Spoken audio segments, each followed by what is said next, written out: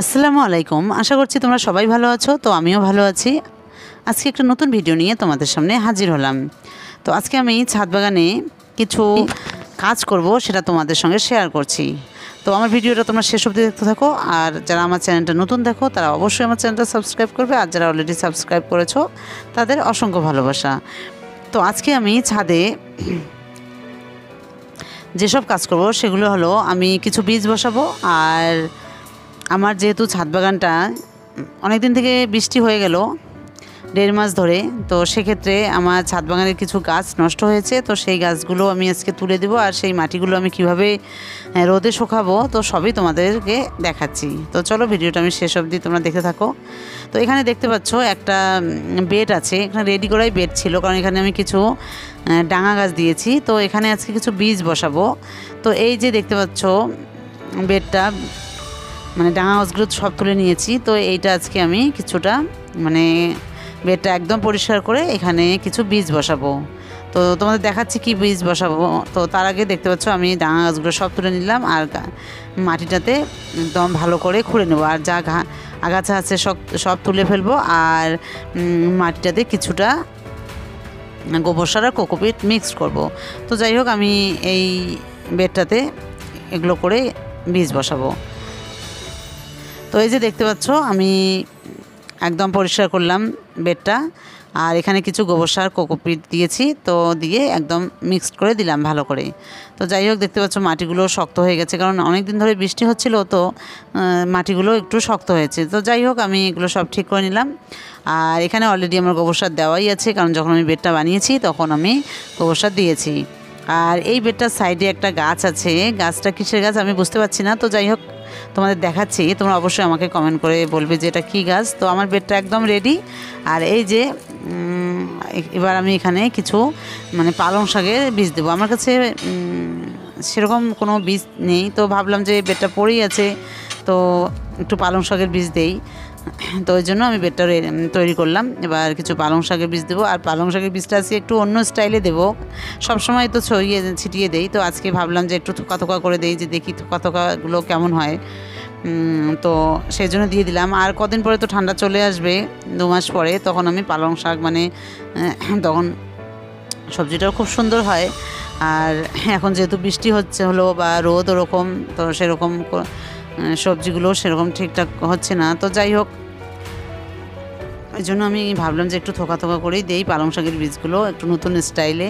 তো দিয়ে দিলাম, দিয়ে এবার ঢেকে দেবো, ঢেকে দিয়ে একটু পানি দিয়ে দেবো গাছগুলোয়। আর এর পাশে একটা গাছ আছে, গাছটা খুব সুন্দর হয়েছে, গ্রো ভালো হয়েছে।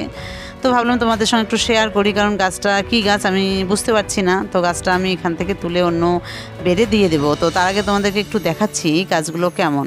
তো এই যে আমার বীজ দেওয়া হয়ে গেলো, এবার পানি দিয়ে দেবো। আর তোমরা সবসময় তোমাদের ছাদ বাগানে এই ধনেপাতা বীজ বা পালং শাকের বীজ, মানে এরকম টুকটাক লাল শাকের বীজ তোমরা বসাতে পারো, এটা সারা বছরই তোমরা বসাতে পারো। তো যাই হোক, এই যে তোমাদের দেখাচ্ছি, এই যে আমার এই বেডটার একদম কিনারায় এই যে গাছটা, এটা কী গাছ তোমরা অবশ্যই আমাকে কমেন্ট করে জানাবে। আর এই গাছগুলো কেন হয় তার কারণ আছে একটা, কারণ যেহেতু আমরা রান্নাঘরে সব যেগুলো ফেলে দেওয়া সবজির খোসা টোসা সব আমরা এই টবে রাখি, তো সেই জন্য এগুলো হয়, মানে ওখানে বীজ হয়তো থাকে। যাই হোক, ওইদিকে আমার কাজ শেষ হয়ে গেল। তো আসলাম এবার যে গাছগুলো মরে গেছে বা নষ্ট হয়ে গেছে সেই গাছগুলো একটু তুলে দিয়ে তারপর এই মাটিটা আমি রোদে শুকাবো, কারণ মাটিটা অনেক দিন থেকে ভেজা, তো মাটিটাও একটু শুকালে মাটিটা একটু ভালো হবে। আর এই মাটিটা আমি নতুন করে বেড তৈরি করব। আর এখানে গোবর সার কোকোপিট বা ভার্মি কম্পোস্ট, যদি গোবর সার না থাকে সেক্ষেত্রে ভার্মি কম্পোস্ট ব্যবহার করব। দেখতে পাচ্ছ এগুলো, দেখো মাটিটা একদম ভেজা। আর যেহেতু অনেক দিন থেকে বৃষ্টি হয়েছিল, গ্রো ব্যাগগুলো সেরকম মানে যেই দিক থেকে পানিটা বেরিয়ে যায় হয়তো ওটা বন্ধ হয়ে গেছে। যাই হোক, আমার গাছটা নষ্ট হয়েছে, তো আমি ভাবলাম যে এটা একটু মাটিটা একটু রোদে শুকিয়ে নেই।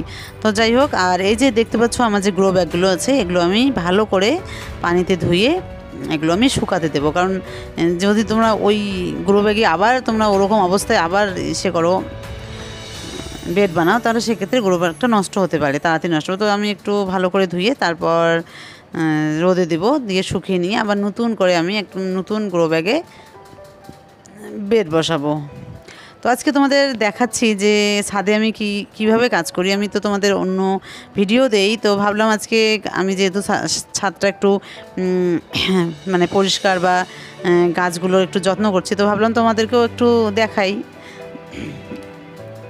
ওই জন্যই আমি ভিডিওটা করলাম তোমাদের জন্যই।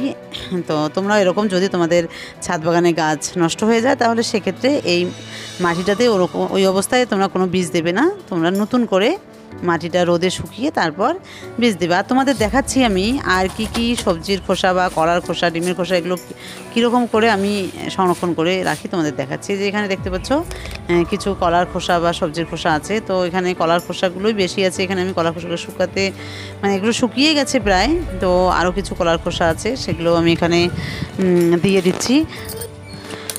প্রচণ্ড পরিমাণে রোদ পড়েছে, তো ভাবলাম এগুলো এবারে শুকিয়ে নেই ভালো করে। তো এখানে কলার খোসা কিছু দিলাম, এই যে দেখতে পাচ্ছ কলার খোসা আমি এখানে রেখে দিয়েছি। আর এই যে এখানে যে একটা এটা হলো জামা নিয়ে এসেছি, সেই জামার একটা বাক্স। তো ভাবলাম এটা তো আর ফেলে দেবো না, কারণ তোমরা তো জানোই ছাদ বাগানে সব লাগেই, বেড তৈরি করতে অনেক কিছু লাগে। তো এবার এখানে এটা দিয়ে দিলাম। তো এবার আমি যেখানে বেডটাতে দিলাম, তো এটা আমি গোটা দেবো না, ছোট ছোট টুকরো করে রেখে দেবো, কারণ এটা এখানে ডিকম্পোজ হবে। তো আমি তারপর এটা সবজির বীজ দেবো। মানে এরকম করে তোমরা আস্তে আস্তে বেড তৈরি করতে পারো, একদম হালকা ওয়েটে। কারণ তোমরা আস্তে আস্তে সবজির খোসা বা ছাদ থেকে যা ছাদ ওয়েস্ট পাও এগুলো সব রেখে দেবে, এরকম করে দেখবে বেডটাতে সেরকম মাটি লাগবে না। তো এদিকে হয়ে গেল। তো এদিকে আমি যেবার শুকাতে দিলাম কলার খোসা, সবজির খোসাগুলোও শুকিয়েছে। এখানে সবজির খোসা অল্প একটু আছে, কলার খোসাই বেশি। তো যাই হোক, কলার খোসা লাগে। আর এখানে আমি যে ডিমগুলো রেখেছি, মানে ডিমের খোসাগুলো রেখেছি, সেই ডিমের খোসাগুলো আমি এগুলো শুকাতে দিচ্ছি, কারণ রোদ উঠেছে। শুকালে আর পিঁপড়ে একদম আসবে না, খুব সুন্দর থাকবে, মানে অনেক দিন পর্যন্ত সংরক্ষণ করতে পারবে। তো এরকম করে তোমরা তোমাদের রান্নাঘরের বা ডিমের খোসা বা সবজির খোসা তোমরা সংরক্ষণ করবে, কারণ সবসময়ই লাগে ছাদ বাগানে, কারণ জৈব সার তৈরি করতেই হয়। তো এর জন্য আমি সব রেখে দিয়েছি। তো যাই হোক, ফাইনালি আমি এগুলো সব এই রকম মাটি সব আমি শুকাতে দিয়েছি, আর রোদও পড়েছে, তো শুকিয়ে যাবে। যাই হোক, এইখানে আমি এটা কাগজটাও রেখে দিলাম। আর আমার সবজির বীজ বসানো হয়ে গেলো। তো ভাবলাম এবার একটু পানিটা দিয়ে দেই গাছে। আর এখন যেহেতু রোদ পড়ছে, তো আমার দুবেলাই পানি দিতে হয়, সকালবেলা একবার, বিকালবেলা একবার। আর তার আগে পানি দেওয়ার আগে আমি ছাদটা একটু পরিষ্কার করে নিই, যেহেতু নোংরা হলো। আর তোমরা সবসময় মনে রাখবে, ছাদ পরিষ্কার রাখলে দেখবে ভালো লাগে, মনটাও ভালো লাগে, আর ছাদটাও খুব সুন্দর লাগে। যখন তোমরা ছাদ পরিষ্কার করার পর এমনি একটু হাঁটার জন্য আসবে, দেখবে ছাদ বাগানটাও খুব সুন্দর লাগে দেখতে, আর তোমাদের মনও খুব ভালো হয়ে যাবে। মানে ওই জন্য অবশ্যই তোমরা সবসময় ছাদ পরিষ্কার রাখবে। তো এদিকে আমার ছাদটা পরিষ্কার হয়ে গেল। তো এবার আমি গাছগুলোতে মানে সব গাছগুলোতে একটু পানি দিয়ে দেব। আর দেখতে পাচ্ছ ওই যে আমি গ্রো ব্যাগগুলো ধোয়ার জন্য ওখানে রেখে দিয়েছি। আমার কাজ শেষ হয়ে গেলে ওগুলো ধুয়ে আমি ঘরে চলে যাব। আর যা রোদ পড়েছে তাতে যদি আমি দুবেলা পানি না দিই, তাহলে গাছগুলো নষ্ট হয়ে যাবে। আর কদিন পরে তো ঠান্ডা পড়ছে, তখন অনেক সবজি গাছও হবে আর বীজও বসানো হবে। আর এখন থেকে বীজ বসানোর জন্য একটু রেডি হতে হবে, যেহেতু ঠান্ডা চলে আসবে আর কদিন পরে। আর ছাদ বাগানের সব কাজ করার পর যখন গাছে পানি দেবে, তখন দেখবে খুবই ভালো লাগে, গাছগুলো মানে একটু প্রাণবন্ত হয়। আর এত রোদে গাছগুলো যখন পুরো শুকিয়ে যায়, মনে হয় পানিটা দেওয়ার সময় ওরা খেয়ে নেয়, এরকম অবস্থা। তো যাই হোক, যেন গাছগুলো একদম পুরো শুকিয়ে না যায়, সেদিকে একটু খেয়াল রাখবে, কারণ যখন একদম শুকিয়ে যায়, শক্ত হয়, তখন সেক্ষেত্রে গাছের ক্ষতি হয়। তো গাছের মাটিটা যেন একটু উর্বর থাকে বা একটু হালকা হালকা ভেজা থাকে, তাহলে গাছটাও ভালো গ্রো হয়। তো যাই হোক, এদিকে আমার গাছে পানি দেওয়া মোটামুটি শেষ হয়ে গেল, আর কাজ প্রায় আমার শেষ। তো এবার আমি ঘরে যাব। তো তার আগে বলে নিই, যারা আমার ভিডিওটা দেখে তাদের কাছে একটা রিকোয়েস্ট, অবশ্যই আমার চ্যানেলটা সাবস্ক্রাইব করবে। আর ভিডিওটা কেমন লাগলো তোমরা অবশ্যই কমেন্ট করে জানাবে। তোমরা সবাই ভালো থেকো, সুস্থ থেকো, আর নেক্সট ভিডিওতে তোমাদের সঙ্গে